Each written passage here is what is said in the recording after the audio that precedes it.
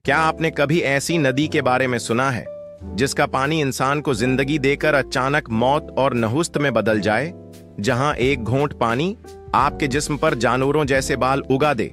ये कोई आम किस्सा नहीं, ये एक सदियों पुरानी लानत की कहानी है।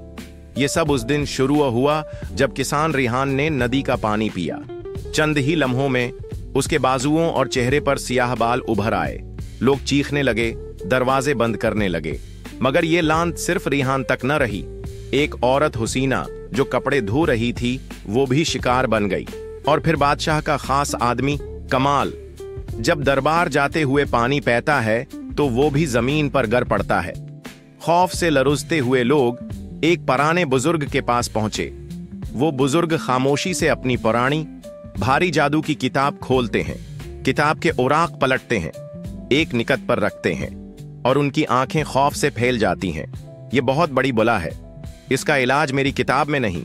इस लानत का तोड़ सिर्फ नूरी परी के पास है जो जंगल के बीच रहती है।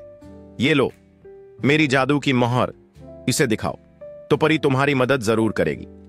लोग बादशाह की बेटी शहजादी लैला के पास गए और शहजादी ने कहा, अगर मेरी राया मुसीबत में है तो मैं खुद जंगल जाऊंगी। अंधेरी रात में लैला जंगल से गुजरी। अचानक रोशनी फैली और नूरी परी आसमान से उतरी। अगर तुम बुजुर्ग की निशानी लाई हो तो मैं तुम्हारी मदद करूंगी। ये लो, ये सुनहरी अंगूठी और ये जादुई अंगूठी। याद रखना, अगर तुम्हारे दिल में लालच आया तो ये अंगूठी तुम्हें ही तबाह कर देगी। लैला ने अंगूठी पहनी और फौरन उसके कानों में एक सरगोशी गूंजी, हम आजाद होना चाहते हैं, आजाद, आजाद। लोग खौफ से एक दूसरे को देखने लगे। गोया शहजादी पर भी जादू का असर हो गया हो। सुबह हुई, हजारों लोग नदी के किनारे जमा हुए। शहजादी ने अंगूठी आहिस्ता आहिस्ता पानी में डाली और अचानक काला पानी नीला और शफ्फाफ हो गया। परिंदे वापस आ गए, बदबू खत्म हो गई। रेहान, हुसीना और कमाल के जिस्मों से बाल गायब हो गए। लोग खुशी से चीख उठे, जिंदगी वापस आ गई है।